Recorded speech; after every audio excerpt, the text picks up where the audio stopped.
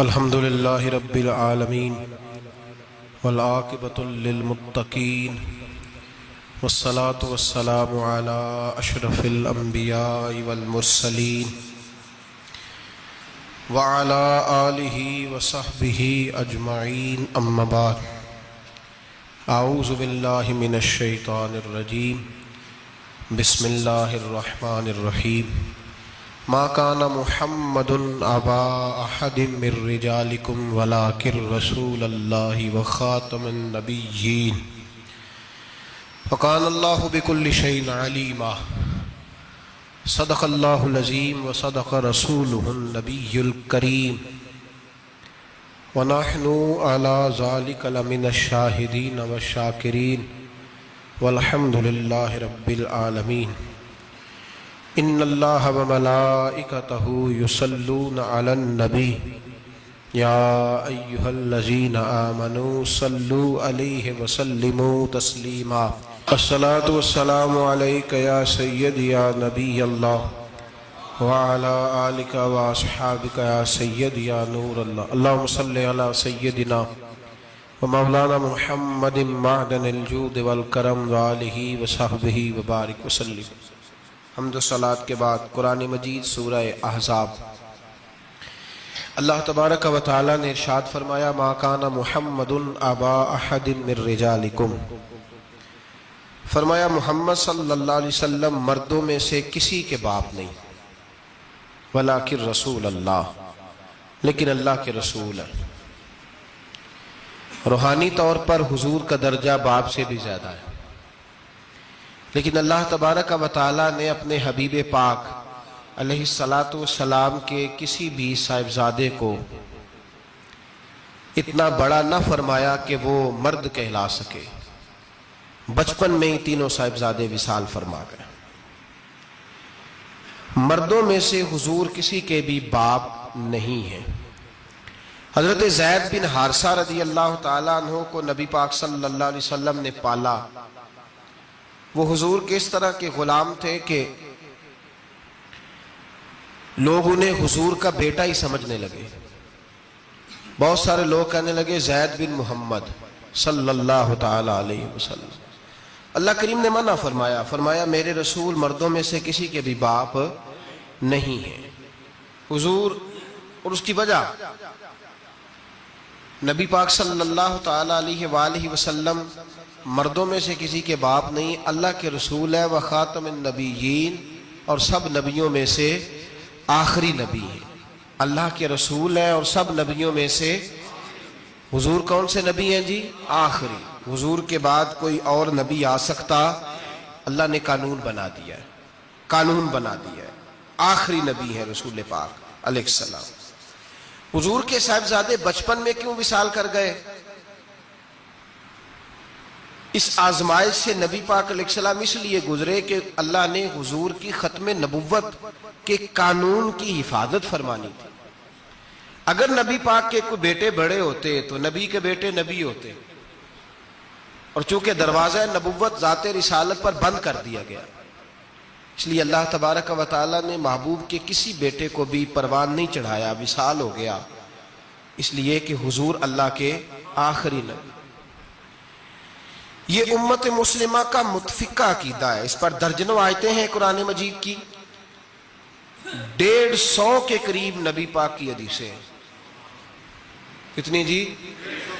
کوئی عالم فاضل زیادہ پڑھا لکھا ہوگا، مقررہ حدیث کو دیکھے گا یا اور ریسرچ کرے گا تو شاید زیادہ وہ نکال لائے، لیکن 150 کے لگ بھگ محبوب کی حدیثیں ہیں جن میں حضور نے فرمایا میں آخری نبی ہوں، میں آخری نبی ہوں، میں آخری نبی ہوں۔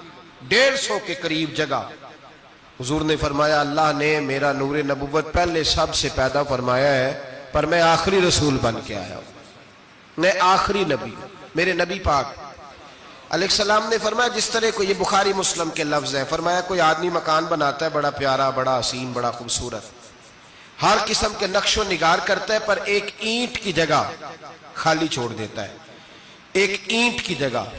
اب جو آدمی بھی آتا نا، گھومتا دیکھتا مکان، اسے بڑا اچھا لگتا اس کا مکان، پر وہ دیکھتا کہ یار یہ ایک اینٹ کی جگہ خالی ہے۔ اگر کبھی یہ بھی مکمل ہو جائے تو مکان، بات کی سمجھ آ رہی ہے؟ یہ خود حضور نے مثال دی۔ میرے حبیب پاک علیہ الصلوۃ والسلام فرماتے ہیں اللہ تبارک و تعالی نے جب نبوت کی حسین عمارت کو بنایا تو سارے نبی آ گئے پر ایک اینٹ کی جگہ خالی تھی۔ فرمایا میں آیا ہوں تو دیوار مکمل ہو گئی، اب کسی اور کی گنجائش ضرورت ہی نہیں۔ مکمل اکمل کامل دین نبی پاک کا۔ یا رسول اللہ آپ کس کس کے رسول بن کے آئے؟ فرمایا یا ایھا الناس انی رسول اللہ الیکم جمیعا، اے تمام انسانوں میں تم سب کی طرف اللہ کا رسول بن کے آیا۔ قرآن مجید نے کہا میرے نبی پاک صلی اللہ علیہ وسلم صرف انسانوں کے رسول نہیں، وما ارسلناک الا رحمۃ للعالمین، جس جس کو اللہ نے بنایا ہے ان سب کے حضور رسول بن کے آئے، سب کے لیے رحمت بن کے آئے۔ دائرہ کار ہی بڑا وسیع ہے، تو اب کسی اور کی گنجائش ہے؟ ہاں کچھ لوگوں کو بیماری لگتی ہے، پاگل ہو جاتے ہیں، پاگل ہو جاتے ہیں۔ دعویٰ کرنا ہمارے زمانے میں ویسے ہی آسان ہے، اور پاکستان ہندوستان ویسے جمہوری ملک ہیں، اس میں ہر آدمی کو بولنے کی اجازت ہے، جو جس کی طبیعت آتی ہے بول سکتا ہے، گنجائش ہے۔ اور ویسے بھی کوئی کیسے پتہ کرے گا کہ کوئی کیا سوچ رہا ہے، کیا بول رہا ہے؟ نبی پاک صلی اللہ علیہ وسلم نے فرمایا تھا کہ میری امت میں 30 کے قریب ایسے دجال جھوٹے ہوں گے، 30 جو دعویٰ کریں گے کہ ہم اللہ کے رسول ہیں، 30۔ لیکن فرمایا میں آخری نبی ہوں، میرے بعد کوئی نبی آ سکتا، انا خاتم النبیین لا نبی بعدی، میں آخری نبی ہوں، میرے بعد کوئی نبی آ سکتا۔ 30 کے قریب۔ خود نبی پاک علیہ السلام کے زمانے میں 2 بندوں نے دعویٰ کر دیا تھا ہم نبی ہیں، بہت سارے لوگوں نے دعویٰ کیا، اور 1 2 4 نہیں، ابھی چند مہینے پہلے ایک بندے کو پھر دورہ پڑا تھا، بعد میں اس کا معلومات کی تو پتہ چلا نفسیاتی مریض ہے بیچارہ، وہ بھی کہتا تھا میرے پاس وحی آتی ہے۔ بہت سارے لوگوں نے، لیکن ایک بندے نے ذرا منظم ہو کے دعویٰ کیا، اور خود چونکہ وہ انگریز کا وفادار تھا، تابع دار تھا، اور وہ کہتا تھا میرے آنے کے 2 مقصد ہیں، معاذ اللہ اپنے آپ کو نبی کہتا تھا، 2 مقصد ہیں۔ ایک کہتا تھا کہ جو انگریز حکومت کا وفادار نہیں وہ اللہ رسول کا وفادار نہیں، معاذ اللہ۔ پہلا اس کا آنے کا مقصد وہ بیان۔ دوسرا اس کا مقصد یہ تھا، وہ کہا کرتا تھا کہ دین سارا باقی ہے، موجود ہے، قرآن، حدیث، نماز، روزہ، حج، زکوٰۃ، میں معاذ اللہ نبی بن کے آیا ہوں تو صرف ایک کام کرنے آیا ہوں کہ جہاد کوئی نہیں، جہاد نہیں کرنا، کفر کے خلاف لڑنا۔ آپ کو پتہ تو چل گیا ہوگا میں کس کی بات کر رہا ہوں، مرزا غلام احمد قادیانی۔ اس کے ماننے والوں کو مرزئی بھی کہتے ہیں، احمدی بھی کہتے ہیں، قادیانی بھی کہتے ہیں۔ ایک ہوتا ہے کافر، ایک ہوتا ہے مرتد، ان دونوں میں فرق ہے۔ عیسائی، یہودی، سکھ، ہندو یہ کافر ہیں، ان کا اپنا عقیدہ ہے، ٹھیک ہے جو وہ کر رہے ہیں، اسلام کسی پر جبر کا حکم نہیں دیتا، موج کریں، لگے ہوئے لگے رہے، ہم انہیں دین کی دعوت دیں گے پر ان پر کوئی سختی نہیں کر سکتے۔ ایک مرتد ہوتا ہے جو لبادہ دین کا اڑتا ہے، اپنے آپ کو مسلمان کہتا ہے، قرآن والا کہتا ہے، اسلام والا کہتا ہے، لیکن دین میں رخنا ڈالتا ہے، نیا عقیدہ گھڑتا ہے، وہ مرتد ہے، اس پر سختی کرنے کا حکم ہے۔ مرزائیوں کی مصیبت یہ ہے کہ وہ کہتے ہیں جی ہم قرآن کو بھی مانتے ہیں، ہم اسلام کو بھی مانتے ہیں، ہم نبی پاک صلی اللہ علیہ وسلم کو بھی مانتے ہیں، بس آخری نبی نہیں مانتے،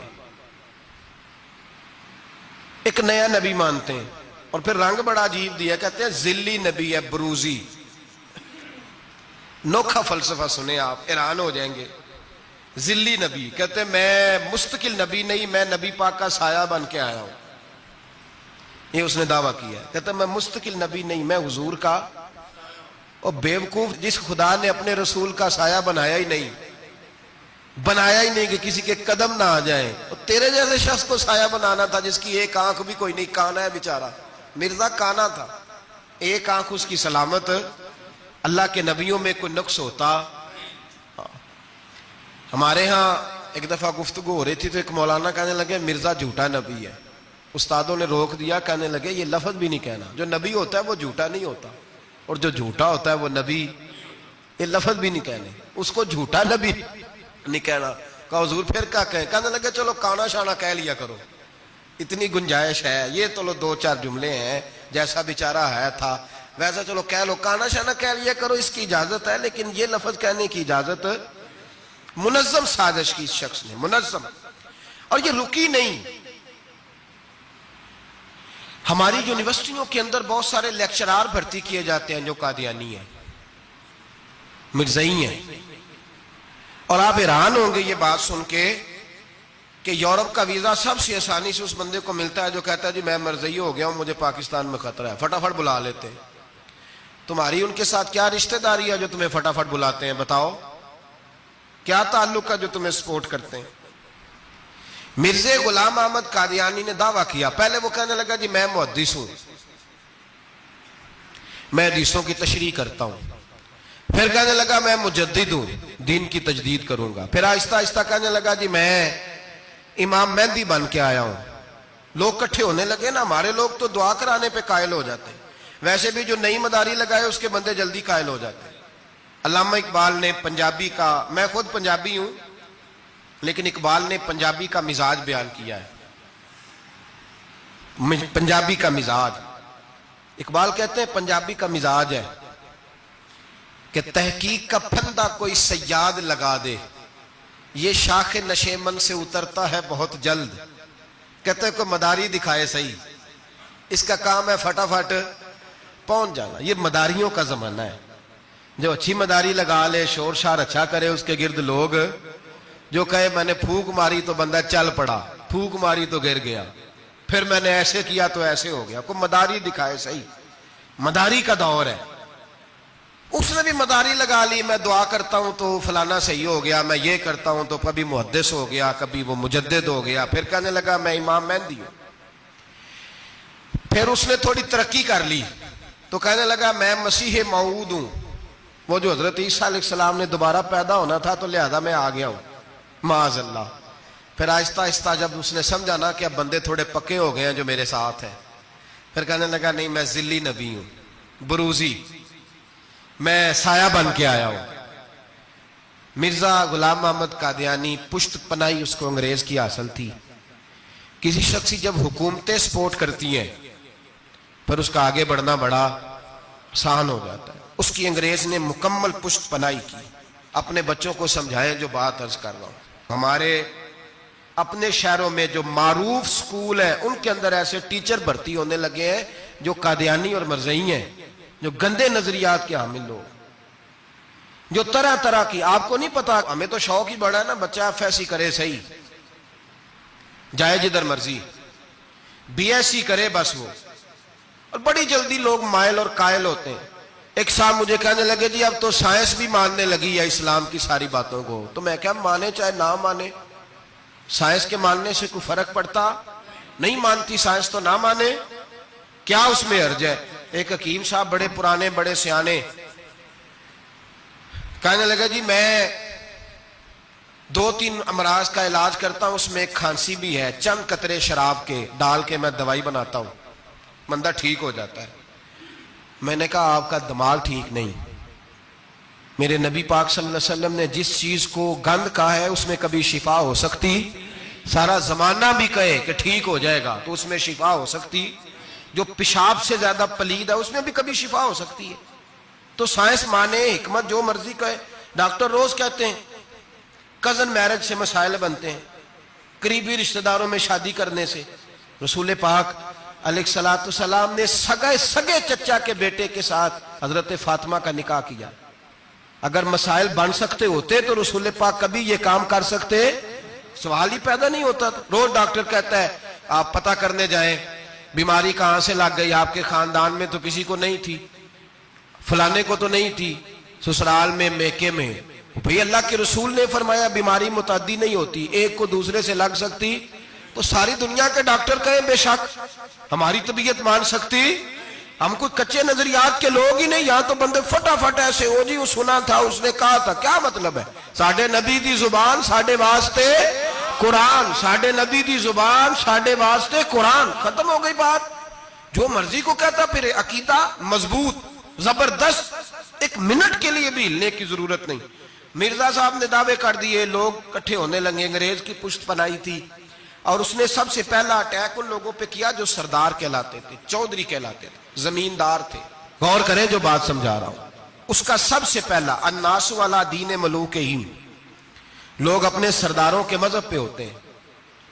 مرزے کا سب سے پہلا اٹیک، قادیانیوں کا سب سے پہلا جو حربہ تھا وہ چودھری لوگ تھے، بڑے لوگ، اس لیے کہ اسے پتا تھا کہ ان لوگوں پہ قبضہ جمایا جائے گا تو باقی جو عوام ہے اس کو قریب کرنا آسان ہو۔ بڑے بڑے ذمہ داروں پہ، جگیرداروں پہ، مالداروں پہ، رئیس لوگوں پہ اس نے پھندے ڈالے، قابو کیے، اور ایک جمعیت تیار کر لی۔ پھر جب لوگ اکٹھے ہو گئے اور اس نے دعویٰ کر دیا کہ میں نبی ہوں، علماء نے اس کو کئی دفعہ بلایا۔ حضرت پیر میر علی شاہ صاحب رحمت اللہ علیہ، پیر صاحب نے فرمایا کسی میدان میں سامنا تو کر، گفتگو تو کر، پر وہ سامنے آنے کو تیار۔ امیر ملت پیر جماعت علی شاہ صاحب محدث علی پوری رحمت اللہ علیہ فرمایا سامنے تو آ، نہ کہیں سامنے تو آ تو صحیح۔ حضرت حجت الاسلام مولانا حامد رضا خان صاحب رحمت اللہ تعالی علیہ حضرت کے صاحبزادے فرمانے لگے تو ایسا بے ایمان ہے، سامنے کیوں نہیں آتا؟ باہر تو نکلنا، آ تو صحیح۔ ہم تو اس رسول کے ماننے والے ہیں جو ہر میدان میں سامنے آ جاتے تھے، ہر میدان میں، ہر میدان میں۔ لیکن نا نبی دنیا میں تبلیغ کرنے آتے ہیں، کشتی کرنے نہیں آتے۔ مولانا حامد رضا صاحب نے وزیر خان مسجد میں تقریر کی، اعلیٰ حضرت کے شہزادے تو فرمانے لگے ہم تو اس رسول کے ماننے والے جو ہر میدان میں سامنے رہے۔ نبی پاک باہر نکلے تو رکانہ پہلوان بکریاں چرا رہا تھا، کھیت میں تھا، کہنے لگا میں نبی تب مانوں گا جب میرے ساتھ کشتی کریں گے۔ حضرت بلال حبشی رضی اللہ تعالیٰ عنہ فرماتے ہیں کہ حضور کا مزاج نرم و نازک تھا، ہاتھ پھول سے زیادہ نرم ہوتے تھے، کستوری سے زیادہ خوشبودار ہوتے تھے، نرم و نازک وجود تھا، مکھی نہیں بیٹھتی تھی۔ جب اس نے یہ بات کی تو میرا دل کیا میں آگے بڑھ کے کہوں تو بیوقوف ہے، کبھی کشتیوں کے ساتھ بھی تبلیغ ہوئی ہے، بیوقوف ہے تو؟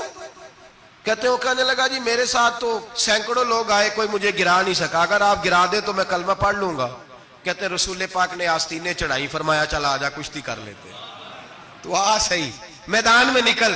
میرے رسول پاک نے آستین چڑھائی، تامت مبارک کو سمیٹا، فرمایا چل آجا، آجا۔ ہر میدان میں رسول پاک تشریف لائے، نبی پاک سامنے ہوئے، حضور نے اس کو داؤ لگانے کا موقع دیا، کبھی ٹانگوں کی طرف بھاگتا، کبھی پیچھے آتا، کبھی دائیں۔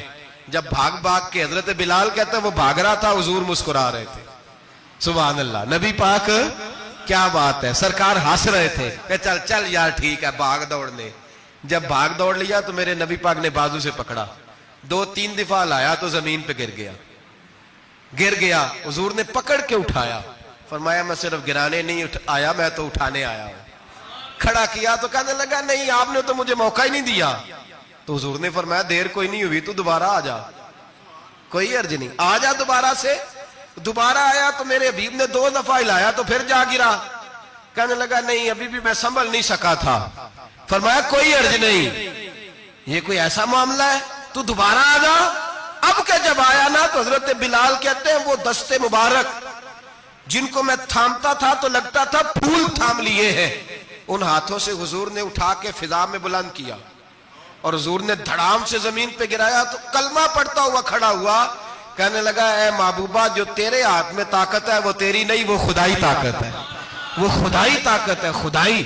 میرے رسول پاک علیہ السلام ہر میدان میں، علماء نے کہا تو نکل تو صحیح، پر کبھی باہر نکلا، فوت کا ہوا تھا، پتا نا آپ کو فوت کا ہوا تھا جی؟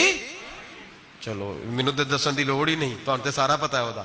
باتھ روم میں مرا وہ، باتھ روم میں، اور آج تک لوگ باز نہیں آئے، ان کی عبادت گاہیں ہیں، بڑے چکر ہیں۔ اب ایک نیا بہانہ میں سنتا ہوں، نیا بہانہ، کہتے ہیں جی پاکستان کی اسمبلی نے انہیں کافر کہا ہے۔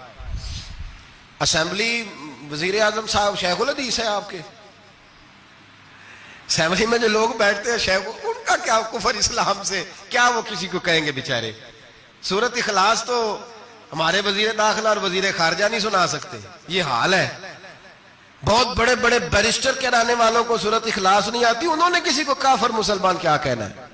اسمبلی کا مسئلہ نہیں ہے، امت مسلمہ کے علماء محدثین محققین کا متفقہ فیصلہ ہے کہ مرزائی کل بھی کافر تھے، آج بھی، قیامت تک کافر اور بدترین کافر ہے، ہلکے پھلکے کافر بھی نہیں، سپرلیٹر ڈگری ہے، زبردست قسم کے کافر ہے، چھوٹے موٹے بھی نہیں، آخری درجے کے بدترین مشرک ہیں۔ ہم لوگوں کی اپنی موج ہے جمہوری، اور نہیں جی نہیں نرمی کرنی چاہیے، نہیں جی نہیں نرمی کرنی۔ ایک پارٹی والا دوسرے پہ سختی کر رہا ہے، مذہب کے معاملے میں سارے اس نے اخلاق کے قائل ہیں، سب اخلاق کے قائل ہیں، نرمی کرو ٹھیک ہے، سب کو کہو چلو ٹھیک ہے گلی برابر کی ہے، ووٹ برابر کے لے لو، وہاں کہتے ہیں نہ دیے تو لڑائی بھی ہوگی، ناراضگی بھی ہوگی، جھگڑا بھی ہوگا، یہ بھی ہوگا۔ دنیا داری کے معاملے میں سختی اور دین کے معاملے میں ایسا نہ کرو۔ وہ بدترین مشرکین ہیں، انہوں نے ایسے ایسے ظلم کیے۔ وہ تو کہتے ہیں جو ہمارے پیچھے نماز، مرزا تو یہ کہتا تھا جو مجھے نہیں نہ مانتے وہ سارے شیطان کے پیروکار ہیں، تو سب کو شیطان کہہ رہا ہے، تو نرمی کر رہا ہے۔ اور پھر اس کی کرامتیں بڑی عجیب تھی، فرشتہ آتا تھا وہی لے کے، اس کا نام تھا ٹیچی ٹیچی، اپنی کتاب میں لکھا ہے، نام کیا ہے؟ نبی پاک صلی اللہ علیہ وسلم نے فرمایا کہ جناب عائشہ کے ساتھ میرا نکاح اللہ نے آسمانوں پہ کیا ہے۔ اس نے حدیث پڑھ لی تو سویرے اٹھی اس نے بھی ایک فتویٰ دیا، ایک بی بی تھی نام تھا محمدی بیگم، کہنے لگا میرا بھی اس کے ساتھ آسمانوں پہ نکاح ہو گیا ہے۔ پھر ساری زندگی محمدی بیگم کی منتیں ہی کرتا رہا، اس نے کہا میں نے نہیں کرنا تیرے بے ایمان کے ساتھ نکاح۔ کیسا آسمانوں پہ نکاح ہوا تھا، پھر زمین پہ ہو سکا؟ ایسا بدبخت آدمی، ایسا بدبخت۔ اور اس کو جو خوابیں آتی تھی بڑی نرالی تھی۔ 15 روپے کا ملازم تھا، وہ ماہانہ 15 روپے ملتے تھے، سیالکوٹ میں ملازمت کرتا تھا۔ جب یہ اس نے ڈھونگ اور ڈرامہ رچایا تو موجیں لگ گئی۔ میں نے کہا کہ مداری کوئی بھی کرے تو لوگ کٹھے ہو جاتے ہیں، سیدھی سیدھی بات، صاف ستھری بات تو اتنی جلدی ہضم ہی نہیں نہ ہوتی لوگوں کو۔ تو اس نے جب وہ کہتا مجھے خواب آئی ہے، خواب کیا آئی ہے؟ کہتا وہ میرے پاس کوئی آنے والا آیا تو مجھے ہزاروں روپے دے گیا ہے۔ جب بھی اس کو خواب آئی کوئی ہزاروں روپے کی آئی، دولت کی آئی۔ ملا رومی نے بڑی پیاری بات لکھی ہے۔ ملا رومی کہتے ہیں کہ ایک بادشاہ تھا تو اس کے زمانے میں ایک بندے نے نا نبوت کا دعویٰ کر دیا، اس نے کہا میں بھی نبی ہوں، معاذ اللہ ثم معاذ۔ بادشاہ بڑا سمجھدار تھا، سیانہ بندہ تھا، اس نے کہا اس کا پس منظر تو پتہ کرو، کوئی پاگل تو نہیں، کوئی گھر میں جھگڑا تو نہیں رہتا، اس کا بھوک کا ستایا ہوا تو نہیں، کیونکہ اس طرح کے بندے مختلف دعوے کرتے پھرتے ہیں۔ پتہ کیا، معلومات کی، تو لوگوں نے آ کے بادشاہ کو بتایا کہ نا کچھ نہیں نا تو 15 دن اس کو روٹی نہیں ملتی بیچارے کو، بڑے کاروبار کیے ہیں، چمکا کوئی نہیں، تو اس نے کہا چلو یہ والا کام کرتے ہیں، مشہور تو ہو جائیں گے نا، بدنام جو ہوں گے تو کیا نام نہ ہوگا۔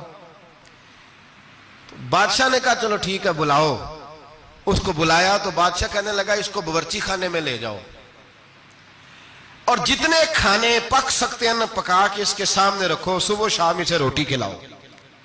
15 دن نہ 2 ہفتے بڑا خوب کھانا کھلایا اس کو، زبردست اچھی طرح سے سیر ہو کے روٹی کھلائی۔ تو ملا رومی کہتے ہیں 15ویں دن باہر نکالا، بادشاہ کے سامنے پیش کیا تو بادشاہ کہنے لگا اور معاذ اللہ دعویٰ کرنے والے کہ میں نبی ہوں، کوئی نیا پیغام آیا تیرے پاس کہ نہیں، کوئی نیا الہام، کوئی نیا پیغام؟ کہنے لگا جی بالکل آیا ہے۔ نے کہا سنا؟ کہنے لگا میرے پاس نیا پیغام آیا ہے کہ تو جہاں پہنچ گیا یہاں سے نکلنا نہیں، اب تو نے یہیں رہنا ہے، یہ مجھے حکم ہوا ہے، لہذا اگر تو حکم عدولی کرے گا تو نافرمان ہو جائے گا۔ تو اس نے کہا ٹھیک ہے میں تیری بات سمجھ گیا ہوں، روٹی تجھے 3 وقت ملا کرے گی لیکن تو گھر جا کے رہے۔ آج کے بعد اس طرح کا کوئی دعویٰ، پیٹ کے ہاتھوں مجبور ہو کے لوگ دعوے کرتے ہیں۔ اور پھر جو ان کے ساتھ ہوتے ہیں نا وہ بھی بہت سارے پیٹ کے ہاتھوں مجبور ہوتے ہیں، تنخواہیں لگ جاتی ہیں، اور جب کسی کی تنخواہ لگ جاتی ہے پھر پراپوگنڈا کرنا اس کی ذمہ داری ہوتی ہے، شور کرنا ذمہ داری، رائے عامہ ہموار کرنا اس کی ڈیوٹی ہوتی ہے۔ مرزے نے بہت سارے لوگ بطور تنخواہ دار وہاں رکھے، پھر یہ تحریک چلی، 1 2 4 نہیں، درجنوں لوگ اس میں شہید ہوئے، جگہ جگہ رسول اللہ کے غلاموں نے صلی اللہ، اور بڑی ذمہ داری سے بات کہہ رہا ہوں، بڑی ذمہ داری سے۔ دین کی کوئی تحریک چلتی ہے تو نہ سیاستدان نکلتا ہے، نہ جاگیردار، نہ سیاستدان، نہ وڈیرا، نہ کوئی اور، الا ماشاءاللہ۔ دین کی تحریک چلتی ہے تو نہ یہ لاکھ روپیہ لینے والے نعت خواں باہر نکلتے ہیں، نہ جو بڑی گدیوں پہ جدی پشتی پیر بیٹھے ہیں وہ باہر آتے ہیں، وہ علماء اور مشائخ جن کا دین سے رشتہ ہے۔ اگر پیر جماعت علی شاہ صاحب نکلے تو خالی پیر نہیں تھے، عالم دین بھی تھے۔ اگر پیر میرے علی شاہ صاحب نکلے تو خالی پیر نہیں، بہت بڑے عالم تھے. حجت الاسلام نکلے تو خالی پیر نہیں، عالم تھے. یہ علماء نکلتے ہیں مار کھاتے ہیں. ایک عالم نے مار نہیں کھائی، دو نے نہیں کھائی، درجنوں نے کھائی، ہزاروں اور سینکڑوں نے کھائی.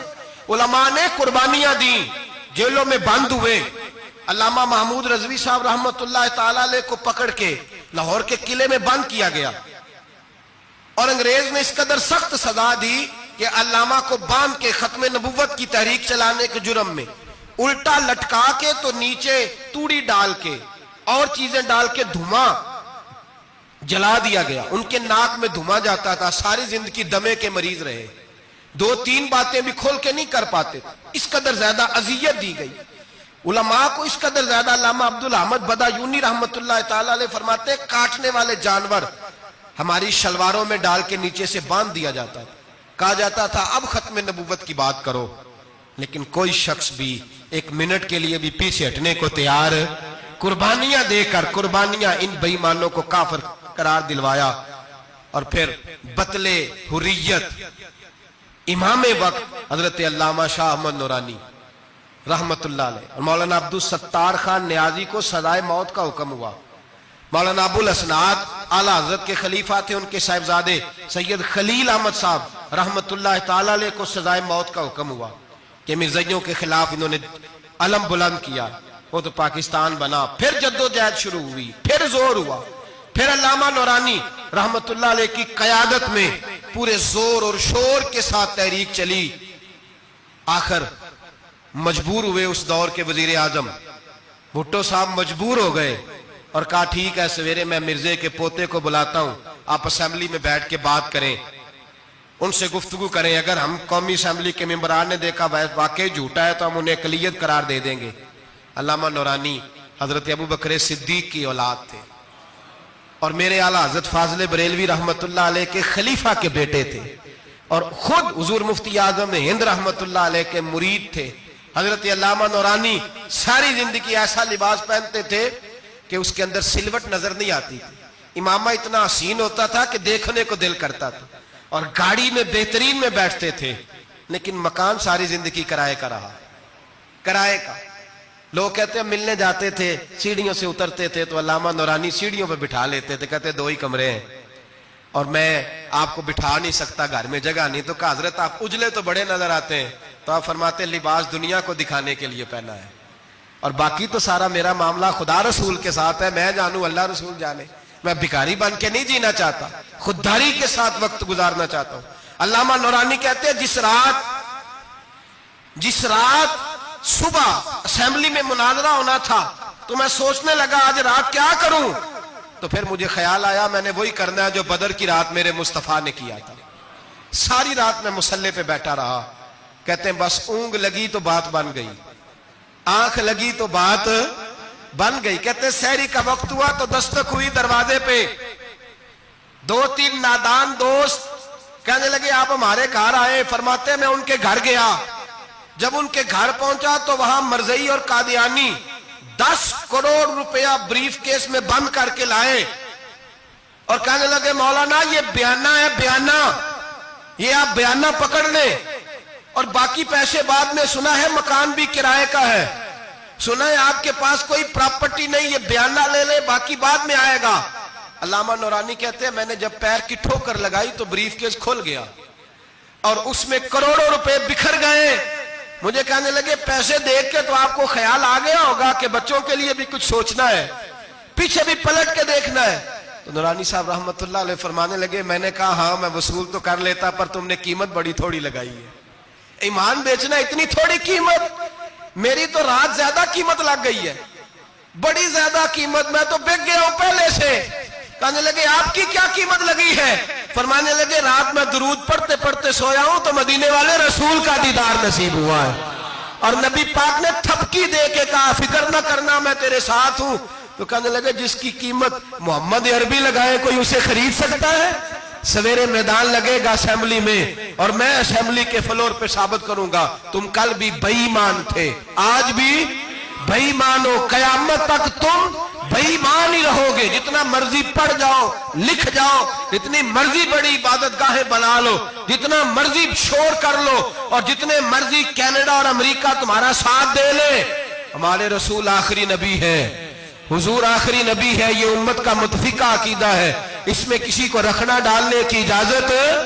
آپ فرماتے ہیں سویرے وہ آیا، بڑے زور سے آیا، کبھی انگریزی بولتا، کبھی کوئی بولی بولتا، لیکن احمد رضا کے دروازے کا ایک فقیر ایک بات ہی کرتا، وہ رضا کے نیزے کی مار ہے کہ عدو کے سینے میں غار ہے، کسے چارہ جوئی کا وار ہے کہ جو وار وار سے پار۔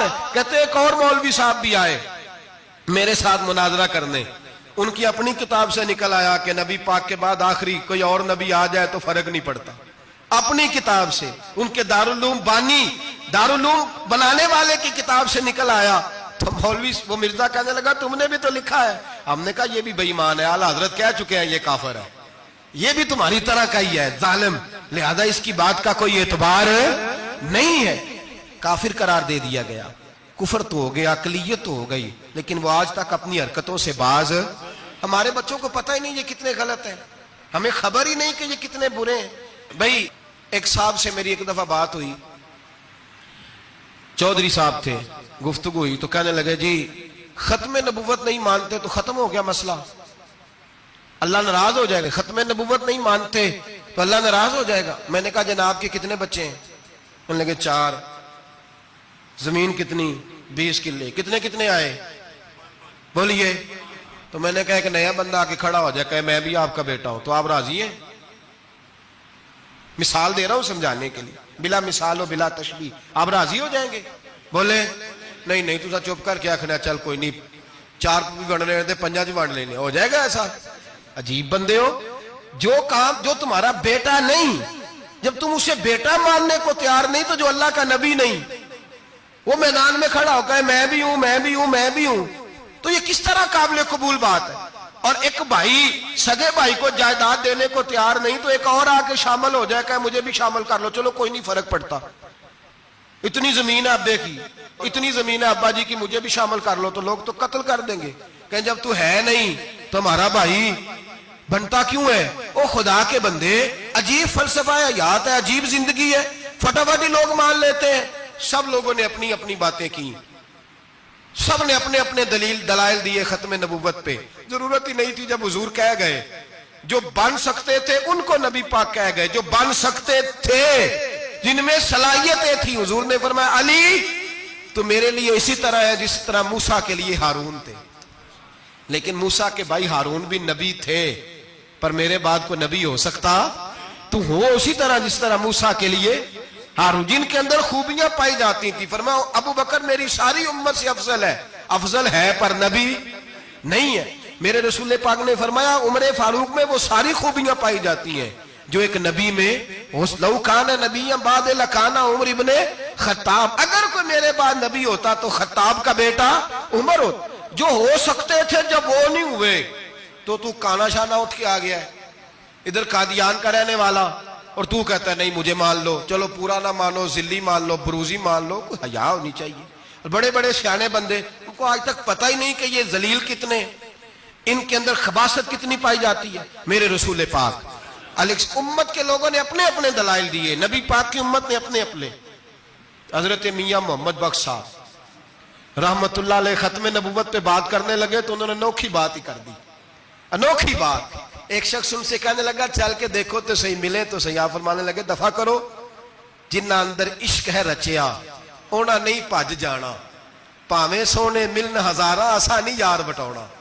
ہم نے دائیں بائیں دیکھنا ضرورت ہی نہیں، ہمارے رسول نے کوئی کمی چھوڑی نہیں۔ باقی آ رہے ہیں یہاں خیرات لینے، حضرت موسیٰ کہہ رہے ہیں اللہ اپنے آخری نبی کی امت میں شامل کر لے، تو ہمیں کیا ضرورت ہے پتہ بھی کرنے کی؟ اور سن لیں، یہ یاد رکھیں بات، امام اعظم ابو حنیفہ رحمۃ اللہ علیہ فرماتے ہیں اگر کسی بندے نے دعویٰ کیا کہ میں نبی ہوں،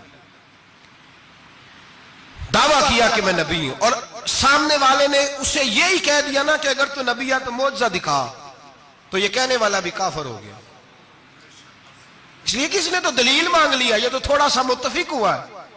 تماشا دیکھنے کے لیے بھی اگر کہا نا کہ اگر تو نبی ہے تو دلیل لا، کوئی معجزہ، تو یہ لفظ کہنے والا بھی بولیے دائرہ اسلام سے کیوں مانگی تو نے دلیل؟ کیا ضرورت پڑی تھی؟ کیوں تو نے ایسا کہا؟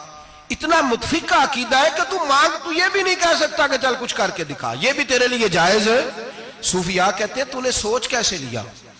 طریقت کے اندر تو غیر کی مداخلت قابل قبول، اللہ نے توحید کا ہر جگہ خیال رکھا، رسالت کی وحدانیت کا ہر جگہ خیال رکھا۔ اللہ ایک، قرآن ایک، اسلام، نبی ایک، باپ، استاد، کوئی کسی قسم کی مداخلت کی ضرورت؟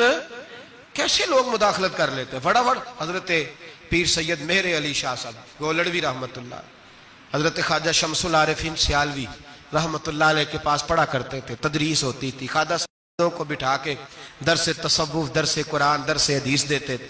یوں بیٹھے ہیں، گفتگو ہو رہی ہے، پڑھایا جا رہا ہے، ایک بڑے نورانی چہرے والے خوبصورت بزرگ اندر آئے، بڑی تازگی، بڑا پیار، بڑی مٹھاس ان کے آنے میں۔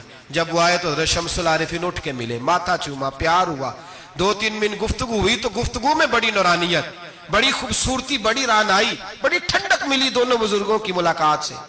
چند لمحوں کے بعد، تھوڑی دیر گفتگو کے بعد وہ بزرگ اٹھے باہر نکل گئے۔ حضرت شمس العارفین مریدوں پہ نظر ڈالی، فرمانے لگے تمہیں پتہ ہے یہ کون تھا؟ شاگردوں جانتے ہو کون تھا؟ کہا حضور نہیں۔ فرمایا خضر علیہ السلام تھے، مجھ سے ملنے آتے ہیں اکثر، اور ابھی گلی میں ہوں گے، کسی نے ملنا ہے تو مل لو۔ دوڑ کے گئے سارے لوگ ملاقات کرنے، بھاگے گئے۔ پیر مہر علی شاہ صاحب بیٹھے ہیں، آپ نے فرمایا مہر علی تم نے نہیں ملنا؟ کہنے لگے حضور نہیں۔ فرمایا کیوں؟ کہنے لگے حضور میں اسے نہ ملوں جسے خضر بھی ملنے آتا ہے، اسے نہ ملوں جسے وہ ملنے آتا ہے، میں نے کیا کرنا ہے ان سے مل کے؟ آپ سے ملوں گا جن سے حضرت خضر بھی ملنے آتی ہیں۔ جنہ تنام وچ عشق ہے رچیا اونا نہیں پج جانا، پانے پاویں سونے ملن ہزاراں، اسا نہیں یار وٹاؤنا، ضرورت ہی نہیں۔ ایسے حسین محبوب کے بعد کسی اور جگہ نظر جمانے کی طبیعت ضرورت نہیں، توجہ نہیں، خیال نہیں۔ جس نے یہ پوچھ بھی لیا کہ تو بتا، کوئی معجزہ دکھا، وہ بھی دائرہ اسلام سے نبی پاک صلی اللہ علیہ وسلم کے زمانے میں حضور نے خود فرمایا تھا 30 کے قریب لوگ ہوں گے جو دعویٰ کریں گے ہم نبی ہیں۔ فرمایا دجال ہوں گے، کذاب ہوں گے جو دعویٰ کریں گے۔ ایک بندے نے تو حضور کی ظاہری حیات میں دعویٰ کر دیا، مسلمہ اس کا نام تھا، 150 سال کے قریب عمر پائی اس نے، اور بہت سارے اس کے ماننے والے اسی لیے ماننے لگ گئے کہ عمر بڑی لمبی ہے۔ معاذ اللہ تعالیٰ، لوگوں کا اپنا اپنا مزاج ہے نا، ماننے کا اپنا اپنا مزاج ہے۔ ایک اس سے کانا آدمی دعا کرانے آیا، ایک آنکھ سے کانا تھا، اس نے دعا کرائی تو دونوں آنکھوں سے اندھا ہو گیا، دونوں آنکھوں سے۔ اللہ نے اسے سزا دی تو ایک ماننے والا کہنے لگا فٹافٹ مان جاؤ، ورنہ جو اس کی نہ مانے پورا اندھا ہو جاتا ہے۔ ماننے والوں کا اپنا انداز ہے نا۔ ایک لنگڑا آیا، ایک ٹانگ سے لنگڑا کے چلتا تھا، مسلمہ سے دعا کرانے آیا تو دوسری بھی ضائع ہو گئی، یہ اس کا حال تھا۔ پر ماننے والوں کا کیا کیا جائے؟ ماننے والے جس کو مرضی ماننے لگتے ہیں، نفسیاتی طور پر لوگ کمزور ہو جاتے ہیں۔ مسلمہ نے نبی پاک صلی اللہ علیہ وسلم کو خط لکھا، کہنے لگا حضور کے زمانہ مبارکہ میں، اور کچھ حدیثیں ایسی بھی ملتی ہیں جس سے یہ ثابت ہوتا ہے کہ اس کی حضور سے ملاقات بھی ہوئی، سامنے کچھ بول نہ سکا، جا کے خط لکھا، کہنے لگا کہ آپ میرے ساتھ معاہدہ کر لیں، جب تک آپ حیات ظاہری میں آپ نبی، اور جب آپ کا وصال ہو جائے تو میں نبی، یا یہ معاہدہ کر لیں کہ آدھے عرب کے آپ نبی اور آدھے کا میں نبی۔ معاذ اللہ، اس نے یہ خط لکھا، نبی پاک نے جواب لکھا، فرمایا میں تو اللہ کا رسول ہوں، تو کذاب ہے، تو کذاب ہے، جھوٹا ہے۔ لوگ ایک اور بھی، میں ایک دن آرٹیکل پڑھ رہا تھا، کہنے لگے جی مرزے کے اب بڑے ماننے والے ہیں، اس کو کذاب نہیں کہنا چاہیے، ان کو دکھ ہوتا ہے، جو جھوٹ بولے اسے جھوٹا نہیں کہنا چاہیے۔ تسی بول دے کیوں نہیں؟ توڑا کی پروگرام ہے، کہنا چاہیے کہ نہیں کہنا چاہیے؟ یہ ثواب ہوگا، اس لیے کہ جو نبوت کا دوچا دعویٰ کرے اس کو نبی پاک نے جھوٹا کہا ہے۔ حضور نے فرمایا تو کذاب ہے، کیا کہا ہے؟ تو آنے ثواب ہوئے گا، آنکھو گے تھے، کیا کہا ہے؟ کذاب۔ تو اس کو کذاب کہنا نبی پاک کی تیا کی ہے نا، پھر جی وہ منن والے تکلیف ہوندی تو میں کہا پئی ہوئے، وہ کذاب ہے، لہذا ہمیشہ کذاب ہی رہے گا۔ جب حضور نے کہا ہے جو دعویٰ کرے نبوت کا وہ کیا ہے، تو لہذا کذاب ہی رہے گا۔ حضور نے لکھا کذاب، جب نبی پاک نے کذاب لکھا نا خط میں، کون لے کے جائے گا؟ اب اس کے دربار میں جانا ہے، حالات بڑے خطرناک ہیں، اس کے گرد بندے بھی ہیں، اور اس کے گھر جانا ہے، مشکل مرحلہ ہے۔ ایک صحابی تھے چھابڑی فروش، سر کے اوپر رکھ کے نا ٹوکرا، تو مدینے کی گلیوں میں کھجوریں بیچتے، 11-12 بچوں کے باپ تھے۔ کون جائے گا؟ اور جسمانی طور پہ بھی کمزور تھے، فٹافٹ اٹھے، کھجور کھا رہے تھے، ہاتھ کھڑا کر کے کہا حضور کسی اور کی ڈیوٹی نہ لگانا، میں جاؤں گا۔ جب یہ لفظ کہے تو ان کے منہ سے کھجور کے ٹکڑے گرے صحابہ کے چہروں پر۔ ایک صحابی کہنے لگے پہلے کھجور تو کھا لے، بڑی تجھے جلدی ہے بولنے کی، کھا تو لے۔ کہنے لگے اگر میرے کھاتے کھاتے ڈیوٹی کسی اور کی لگ گئی تو، کسی اور کی لگ گئی تو کیا کروں گا، جلدی ہے مجھے۔ حضور سید عالم صلی اللہ علیہ وسلم نے نا اپنا نیزہ دیا، گھوڑا دیا، فرمایا ذرا ڈٹ کے جانا، اس کے گھر جانا ہے۔ کہا محبوبہ فکر ہی نہ کرے، فکر نہ کرے۔ صحابہ کہتے ہیں اس طرح وہ نکلا جیسے کوئی جرنیل نکلتا ہے، اس کا انداز ہی بدل گیا، اس کے طور طریقے ہی بدل گئے، وہ یوں نکلے جیسے کوئی بڑا دلیر آدمی جاتا۔ حضور نے بھیجا ہے نا، نبی پاک نے بھیجا ہے نا، انداز ہی بدل گئے، طریقے ہی بدل گئے۔ مسلمہ کے دربار میں گئے، وہاں ایک شخص جو بعد میں مسلمان ہوا، وہ بتلاتا ہے کہ جب حضرت حبیب بن زید پہنچے نا تو نیزہ ہاتھ میں تھا، زور سے گاڑا جا کے اس کے دربار میں، زور سے گاڑ دیا زمین پہ۔ مسلمان نظر، کون ہو؟ آپ فرمانے لگے تجھے چہرہ دیکھ کے نہیں پتا چلا میں رسول اللہ کا نوکر ہوں؟ ہمارے تو چہرے بتاتے ہیں ہم رسول والے ہیں، ہمارے تو چہرے بتاتے ہیں نبی پاک والے، تجھے پتا نہیں چلا کون ہوں؟ کیسے آئے ہو؟ فرمایا یہ تیرے خط کا جواب لایا ہوں۔ بادشاہوں کا طریقہ یہ تھا کہ خط خود نہیں پڑھتے تھے، ساتھ ایک بندہ کھڑا ہوتا تھا، وہ خط پڑھتا تھا۔ مسلمان نے اس کو خط دیا، پڑھو۔ جب اس نے خط پڑھا تو لکھا تھا تو کذاب ہے۔ اب سب نے سن لیا، اکیلے میں ہوتا تو چلو بات اور تھی، سن لیا سب نے، آگ بگولا ہو گیا، آنکھیں سرخ ہو گئی، جلال برسانے لگا۔ اب اور تو کچھ نہ ہوا، سامنے حضرت حبیب کھڑے تھے، اٹھا تلوار لے کے، کہنے لگا تیرے نبی نے مجھے کذاب کہا ہے، تیرا کیا خیال ہے؟ مانے لگے خیال والی بات ہی کوئی نہیں، جسے نبی پاک کذاب کہے وہ ہوتا ہی کذاب ہے، جسے حضور جھوٹا کہے وہ ہوتا ہی۔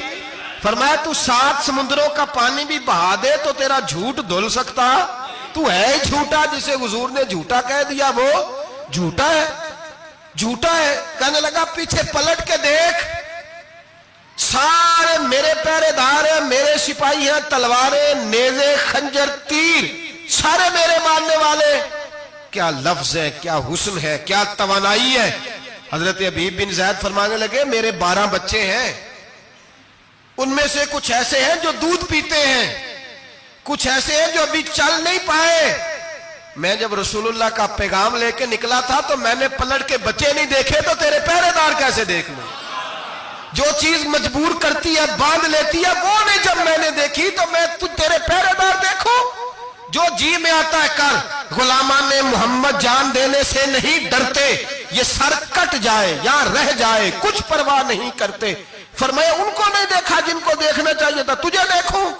میں اکثر کہتا ہوں کٹ لگ جائے نا ہاتھ پہ تو نمازیں رہ جاتی ہیں، جماعتیں چھوٹ جاتی ہیں، طبیعتیں بگڑ جاتی ہیں، مشکل ہوتا ہے، تکلیف آئے تو سنبھلنا۔ یہاں ہلکا سا بچھو آ کے کاٹے تو شور ہو جائے گا، جمعے میں لوگ اٹھیں گے، اللہ مجمع بکھرے گا، اوہ بچھو آ گیا، حالات بگڑ جائیں، چھپکلی پیروں پہ گرے تو لوگ اٹھ دوڑتے ہیں۔ حضرت حبیب بن زید انصاری کھڑے تھے، انگلی نہیں، ہاتھ نہیں، کٹ نہیں لگا، مسلمہ اٹھا، اس نے زور سے تلوار ماری، بازو کٹ کے گر گیا، فوارہ نکلا خون کا۔ او بھائی بچھو کاٹے تو سنبھلنا مشکل، ذرا تصور کرو ہاتھ کٹ گیا۔ حضرت حبیب بن زید کھڑے ہیں، کہنے لگا اب تیرا کیا خیال ہے؟ آپ فرمانے لگے تو بڑا بے وقوف ہے، ہمیں آزماتا ہے، ہمیں تو بدر سے لے کر احد تک ساری دنیا آزما چکی ہے، ہمیں آزماتا ہے، ابھی بھی خیال پوچھتا ہے۔ فرمایا میرا خیال وہی ہے جو میرے رسول نے فرما دیا ہے، خیال وہی ہے جو نبی پاک نے کہہ دیا ہے۔ پھر تلوار ماری، دوسرا ہاتھ کٹ گیا، ذرا سوچنا، غور کرنا، ٹانگ ٹوٹی نہیں، ہڈی نہیں ٹوٹی، ماس نہیں اکھڑا، ہاتھ کٹ کے گرا، 2 ہاتھ گر گئے، زمین پہ گرے۔ حضرت حبیب کہنے لگا میں تجھے قتل کر دوں گا، باز آ جا۔ آپ فرمانے لگے تو بڑا نادان ہے، ان لوگوں کو ڈراتا ہے جو سویرے فجر کی نماز پڑھ کے پہلی دعا ہی شہادت کی مانگتے ہیں۔ ہمیں ڈراتا ہے جو سوتے وقت التجا کرتے اللہ بستر پہ موت نہ دینا، میدان میں دینا، تو ہمیں ڈرا رہا ہے، چل جو ہوتا ہے کر لے۔ اس نے خنجر رکھا، تلوار رکھی گردن پہ، فرمایا میں کاٹ دوں گا۔ فرمایا کاٹتا کیوں نہیں، کاٹتا کیوں نہیں؟ اور وہ روایت کرنے والے کہتے ہیں مسلمہ کے ہاتھ کامتے تھے ختم نبوت کے تحفظ کے لیے۔ جب نبی پاک کے غلام نکلے تو جھوٹا دعوے کرنے والے کانپ کھڑے ہوئے، کہتے ہیں اس کے ہاتھ کانپتے تھے۔ حضرت عبید بن زید کٹے ہوئے بازوؤں کے ساتھ بھی توانا تھے، قلم توڑ گئے میاں محمد بخش صاحب، فرمانے لگے او کچا رنگ للاری والا جیڑا چڑھدا لیندا رہندا، اے عشق تیرے دا رنگ محمد چڑھ جائے پھر نہیں لیندا۔ جب تلوار چلی، گردن کٹی، تو رسول اللہ کی ختم نبوت پر پہرا دینے والوں کا اجر میرے رسول نے بیان فرمایا، میرے نبی نے اجر بیان کیا، ڈگری جاری فرمائی، سند دی حضور نے، وہاں گردن کٹی، اور جہاں مدینے میں حضور کی آنکھوں میں آنسو آئے۔ یا رسول اللہ کیا ہوا؟ فرمایا میرا حبیب شہید ہو گیا ہے اور رب کریم نے اس کے لیے جنت کے سارے دروازے کھول دیے، سارے دروازے اللہ نے کھول۔ یہ سند جاری کی نبی پاک۔ ختم نبوت مسلمان کا عقیدہ، حضرت ابو بکر صدیق نے ختم نبوت کے تحفظ کے لیے پورا ایک دستہ تیار کیا۔ ابو جہل کے بیٹے جناب سیدنا اکرمہ رضی اللہ تعالیٰ عنہ، ان کی سربراہی میں جناب سیدنا ابو بکر صدیق رضی اللہ تعالیٰ عنہ نے لشکر تیار کیا۔ وہ لشکر گیا، اس لشکر میں حضرت وحشی بھی تھے جنہوں نے حضرت امیر حمزہ کو میدان احد میں شہید کیا تھا۔ فرماتے ہیں میں دعا کرتا تھا اے اللہ بہترین مسلمان میرے ہاتھوں شہید ہوا ہے، اب میرے ہاتھوں کوئی بدترین کافر قتل کرا تاکہ میرا کفارہ ہو جائے۔ فرماتے ہیں جب میں گیا، جب میں نکلا میدان میں پہنچا تو مسلمہ میرے سامنے آ گیا، جھوٹی نبوت کا دعویٰ کرنے والا۔ کہتے ہیں جب سامنے آیا تو میں نے اس کو مارا، تیر وہ گرا، اور جب گرا تو میں نے رکھا پھر اس کی گردن پہ پیر۔ میں نے کہا میرے رسول تو میدان بدر میں دعا کرے تو 5000 فرشتے آتے ہیں، تو ذرا پلٹ کے دیکھ بے ایمان تیرا حال کیا ہے۔ فرماتے ہیں میرے قدموں کے نیچے، میں نے کہا تو میرے نبی سے مقابلہ کرنے چلا تھا؟ میں رسول اللہ کا ادنا غلام ہوں، نہ بدری ہوں، نہ اشرا مبشرہ میں سے ہوں، نہ میں خلفائے راشدین میں سے ہوں، پر ہوں رسول کا غلام، الصحابی کن نجوم میں شامل ہوں۔ فرماتے ہیں میں نے گردن کاٹی اور اللہ نے مجھے موقع دیا۔ حضرت امیر حمزہ اگر میرے ہاتھوں شہید ہوئے تھے تو نبی پاک کا بدترین دشمن بھی میرے ہاتھوں قتل ہوا۔ ختم نبوت کا تحفظ ہر دور میں ہر جگہ صحابہ کرتے رہے۔ ہم بچوں کو کچھ نہیں سکھا پا رہے، ہمارے بچے لا بلد ہیں دینی تعلیمات سے، ہم یہ شعور دے کے بھیجتے ہی نہیں کہ بیٹا جو اس طرح کی ذرا بھی بات کرے اس کا ذکر کرنا بتانا۔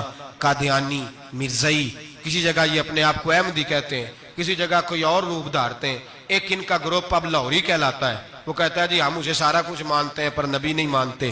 ہم نے کہا تم بھی تو بے ایمان ہو نا، کافر کو تو مان رہے ہو نا، چاہے مجدد بھی مانو مفسر بھی مانو، مان تو ایک بے ایمان کو رہے ہو نا، کافر کو کافر ماننا ضروری ہے۔ اللہ نے کہا کل یا ایھا الکافرون، اللہ نے کافر کو کافر کہا ہے، تو کافر کو کافر ماننا یہ ضروریات دین کا حصہ ہے۔ تو لہٰذا اپنی اولادوں کو، نسلوں کو، آنے والے طبقات کو، بالخصوص کالجز میں، یونیورسٹیز میں اور ان جگہوں پہ جو لوگ تعلیم حاصل کرنے جاتے ہیں، ان بچوں کو خاص کر کے سمجھائیں، ان پر خاص دھیان دیں، توجہ کریں کہ وہ بچے ان چیزوں سے باز آئیں، پرہیز کریں۔ میں نے کہا کہ ایک بہت بڑا طبقہ، اور پھر ایک اور بہت بڑی تکلیف کی بات یہ ہے، ہماری حکومتیں یہ خیال نہیں کرتی کہ کوئی بند باندھا جائے، کوئی ایسا صورت بنائی جائے، کوئی جو ہے وہ ایسی ترتیب لگائی جائے کہ جو لیکچرار آئے یا سرکاری عہدے پہ کوئی شخص آئے اس کی جان پھٹک کی جائے، وہ کون ہے، اس کا عقیدہ کیا ہے، وہ کس نظریے کا ہے۔ ہمارے ہاں کوئی ایسا اندازہ نہیں، اس لیے یہ مرتد، یہ کفار، یہ برے لوگ پھیلتے چلے جا رہے ہیں۔ اپنی صفوں کے اندر ان لوگوں کو تلاش کریں۔ اور پھر ایک اور بات یاد رکھیں، کفر سے جب بیزاری ہوتی ہے نا، ان لوگوں کو احساس ہوتا ہے کہ ہم غلط ہیں، ہمارے ساتھ اظہار بیزاری ہے۔ ان لوگوں سے جو اظہار بیزاری کیا جاتا ہے اس کا مطلب یہ ہے کہ ان کو احساس ہو کہ ہم غلط ہیں، اور بہت سارے لوگ بس ایسے ہی ان کے پیچھے لگ گئے بلا وجہ، دیکھا دیکھی، دوستوں کی وجہ سے، ان کو پتہ ہی نہیں کہ یہ کتنے برے ہیں۔ اللہ کی بارگاہ میں یہ دعا کرتے ہیں کہ اللہ تعالیٰ ہماری آنے والی نسلوں کو ان برے اثرات سے محفوظ رکھے، اور اللہ تبارک و تعالیٰ ہمیں حضور کے ختم نبوت کے عقیدے پر پختگی عطا فرمائے، ہمیشہ